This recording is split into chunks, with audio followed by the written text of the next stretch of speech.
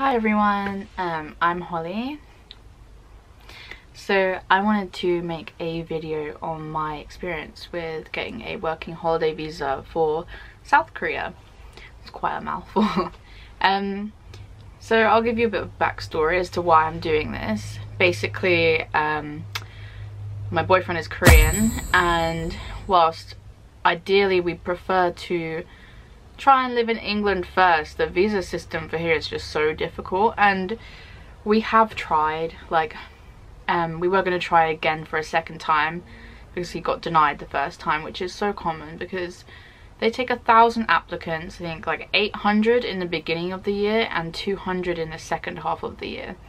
And we were going to try in the second half of the year, but sadly due to the pandemic they just shut all applications down, which is completely understandable, to be honest. So we were trying to figure out what we wanted to do with our lives and where we can really go from here, to be honest. Like, I was hairdressing for 7 years and I decided to stop that because I knew we were considering possibly moving to Korea, and I know that my Korean, I can understand quite a bit of Korean, not as much as I would like to. I can speak some, again, not as much as I like to. I'm not confident in it because I don't use it. I'm hoping when I get out there I will get more confidence and more fluent. I can talk and get more fluent in the language because it's such a beautiful language to learn, and really that's how me and my boyfriend met. But that's a whole nother story. So yeah, we have tried getting visas and we couldn't, so I decided to get Google searching and seeing what other options we had, and the H1 working holiday visa for South Korea is quite a nice choice. It's available for like 1 year of stay. You can work part-time, and it's really intended that you travel more than you work, and it's just so you can top up your funds whilst you're traveling, basically. Anyway, so in terms of what I'm going to be doing whilst I'm in Korea is, number one, I hope you guys enjoy this video because I really want to document my time there, because not only for you to see but for me to look back on. I've never really done this. I've always kept up to date with my Instagram and things, and me and Insang had a little cooking YouTube a little while ago, which I really loved doing, but it was a lot of effort, and honestly it's not really Insang's thing. Like, he does social media but the bare minimum, so I thought I would try it solo, and hopefully he'll do some videos with me and we can do some Q&As and stuff together.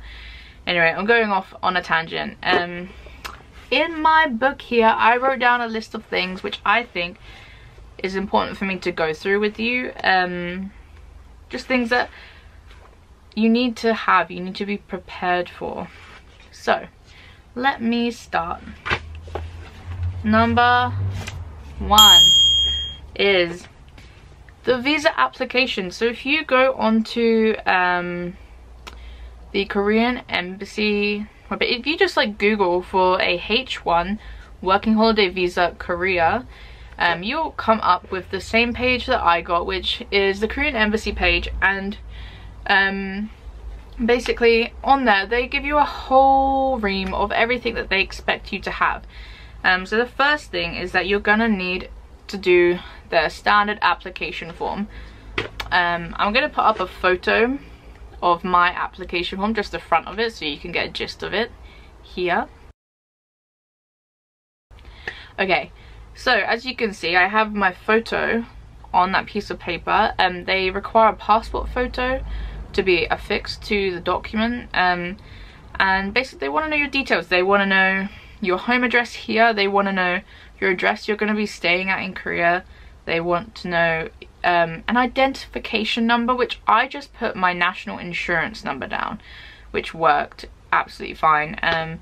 Your passport number, they ask how you're going to be funding your trip, if it's yourself, give yourself details, if it's your parents, whatever, write their names down too. And and then roughly like the cost of things. So I just put the cost of like what I think my flight is gonna cost and like how much things have cost me so far.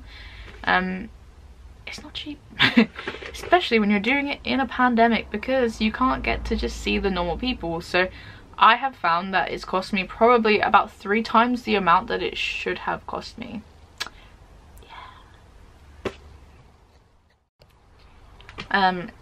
So yeah, so the application is really straightforward and you don't need anything particularly special on that one. Just print it, print a spare just in case you make mistakes. If you're like me, I write things out in pencil first, then go in with a black pen. Anyway, the second thing you're gonna need is a bank statement of the last 3 months, and basically it just needs your final amount to be £1,500. I originally thought that I had to have that amount in my bank account for 3 months and then I could apply. That is not the case. I've been speaking to a really lovely girl called Amy. They have a YouTube and Instagram page. It's Amy and Hyungju. I think that's how you say his name. I'm sorry if it's not, but yeah, she's helped me so much. Like, we've been sending each other questions, things back and forth, trying to figure out this whole process together, really, because there's so much that they just don't give you online, which is really frustrating. So yeah, she told me that I don't need to wait those 3 months to apply, because otherwise I wouldn't be applying for at least another 2 weeks yet.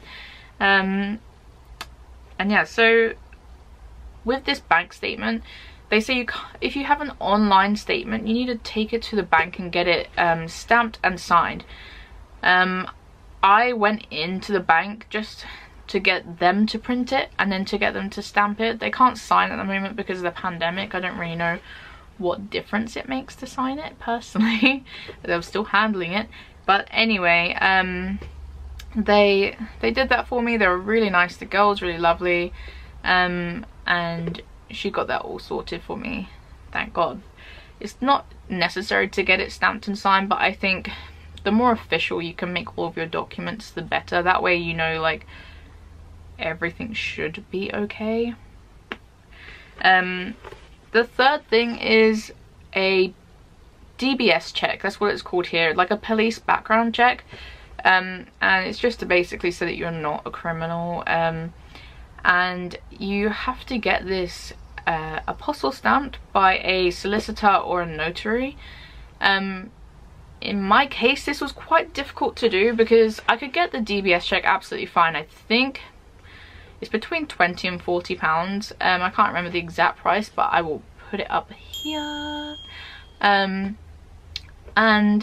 from there on out, you have to then get a solicitor, which I couldn't find a solicitor to do this for me. Like, there are plenty around, like, where I live, but again, pandemic, they were all like, no, sorry. So then my mum, like, got on the phone to a friend whose husband was an ex-solicitor. He gave her the number of a notary that actually lives really close to me, and they said I'm really lucky to have found her. I'll put her details this side. And she was so amazing. She has a drive-through in her house, so you can literally park your car up under this tent. She'll come out and you know, like, in her PPE, she'll take your DBS check, she will do it there and then for you, sign it, send it off. Really amazing. I mean, this option is a bit expensive. It's £160, but it takes all the hassle out of it, and especially for me, like, it was like the stress. Any stress you can minimize if you can afford to do. I'm a planner and organizer, and I just like to know that things are gonna go and be done properly. Basically, she got it done. She got it done really quickly, and I think at the time I couldn't log onto the FCO website and get it apostle stamped through them. I think it would be much cheaper if you can do that. I know Amy could do it. She managed to be like one of the last ones that was able to do it. Basically, you need to have an account with them. I didn't have one. It's all very complicated. If you want to go down that route, you probably can now. I was in a bit of a rush because I'm impatient, to be honest. I just wanted to get my visa done. As soon as Amy told me that I didn't have to wait to get that money in the bank for 3 months, I was like, I'm gone. I was like, I'm packing my bags, like I'm getting this visa done. But yeah, so DBS check done. Fourth thing that you need to get done, your medical. So you will need a medical. The thing with this medical is no GPs are taking appointments currently. The actual pure stress. So I rang my GP, when was it, end of July. I was like, look, I'm not planning on applying to my for my visa until like the beginning of September. That was my original date. And I was like, can I get an appointment for a medical? I just need the doctor to say that I don't have any COVID symptoms, I don't have any tuberculosis symptoms, and yeah, just to do a general medical. And no, mine wouldn't do it. We all know what doctors or GPs are like here, and especially receptionists, so they were of no help to me. I had to fork out £350 to go to Harley Street and get a medical done. They were the only sort of reasonable place. Other quotes were disgusting, but this company, very professional, so I thought. And they specialize in doing the visa for you. I'm not gonna put give you the name. If you want it, message me. But honestly, my experience wasn't bad. The doctor was great, the actual place itself was good. It just, the communication side, again from the receptionist, wasn't wonderful. Basically, I thought I was going to be going up to London Monday. I live in Kent, so for me to travel to London, it's like an hour and a half. It's quite expensive on the train. I do not have a discount card. So I ended up paying like £150 overall for like both days of travel. So yeah, I had to go up twice. I went up twice because they said to me, I can go have my medical done. Like, oh yeah, Holly, you can have your medical done this day, and then on the same day you can go to the embassy, take it to the embassy and apply. No, no, no. I couldn't do that because the embassy, now this is important, the embassy is only open from 9 until 12 to see people. They have a lunch break for 2 hours, 12 until 2, and then 2 until 4 they are open to just phone calls. Basically, people can't go in. But anyway, so this receptionist told me I could do it all on the same day. My appointment was at 12:30 on the Monday. Joke's on me though, because the embassy was already shut then for appointments. So yeah, I had to go up the next day. And when I was trying to clarify this whole situation with the receptionist, she was like, no, I never would have told you that. She was like, I know they close after 12. And I'm like, I'm not an idiot.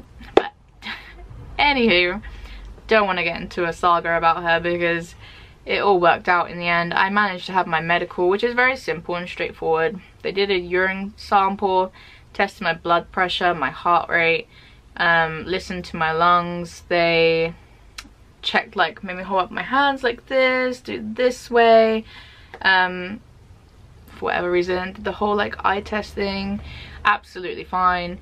And then I had to have an x-ray on my chest, and that woman, and that was so lovely, the woman who did my x-ray, she was really nice. Probably the best part of that whole situation was having a conversation with her. And then I managed to get my results back that day. I thought I was going to have to get up to, well, I got up to London really early anyway the next day, but I thought I was going to have to rush to the clinic and then get my results and then go to the embassy. Fortunately, before I left on Monday, I was able to get my results, and then Tuesday went straight to the embassy, handed in my documentation. All good. So yeah, that was my medical saga done. So after the medical, there's a few other like forms you need to do in your application. Activity plan. I didn't think this was that important. If I listened to if I listen to the things my boyfriend tells me, my application would be wrong so much, because he was like, oh yeah, I did one for my German visa and I just wrote like I wanted to go here, like, but no, I'm pretty sure you have to fill out this form. Like, I just did 1 page and it was fine. I just wrote down a lot of historical places and museums that I wanted to go to, and just wrote like a little note of like why I wanted to see it, like to learn like Korean history, Korean culture, etc., things like that. And I think that's really nice, just to show that you're interested in the country you're going to be living in for a year. Obviously, if you're traveling it, it's nice to learn about their past, right? And then a return flight itinerary.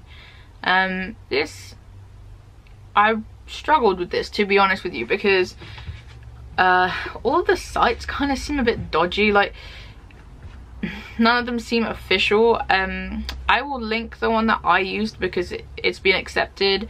It was £20 to get my flight itinerary, so quite cheap out of everything. And that was, yeah, it just, you put your date of like when you think you want to fly, when you think you want to return, and they basically print you out an itinerary. And because it's kind of hard, like you can't just go like and ask an airline to do that unless you are going to definitely book with them. But yeah, I'll save you the hassle. I'll link you to the site that I used. They straight away just sent me the itinerary, no waiting at all. The last thing is a consent form for the isolation. That one was straightforward. I didn't even have that one. I actually had that one when I got to the medical place, because there is another form which is a consent to quarantine, which I don't want to sign because I'm not going to be staying in a hotel. I'm going to be staying at my boyfriend's parents' house, quarantine. I will update you on this as well, but the deal for me, hopefully, is that I can quarantine in his parents' house, because his parents' bedroom is an ensuite, so I can use their room, their bathroom, and just shut myself off from the rest of the family and just be in there for the 2 weeks. Yeah, because we obviously, like I said before, we don't have our own apartment or anything like that. We're not planning on getting our own apartment. So yeah, that would be really great, because I've heard people paying like up to prices like £2,000. It's a lot of money. It's a lot of money. So if you want to go and you're only going for travel, make sure you're traveling for at least like the full 3 months that you can go for, because having to quarantine for 2 weeks and paying that much money to quarantine, it's a lot. Personally, it wouldn't be worth it for me unless I was going for a long time. It's your choice, but I think the whole point is that they want people to chill out and not come to Korea because of the pandemic.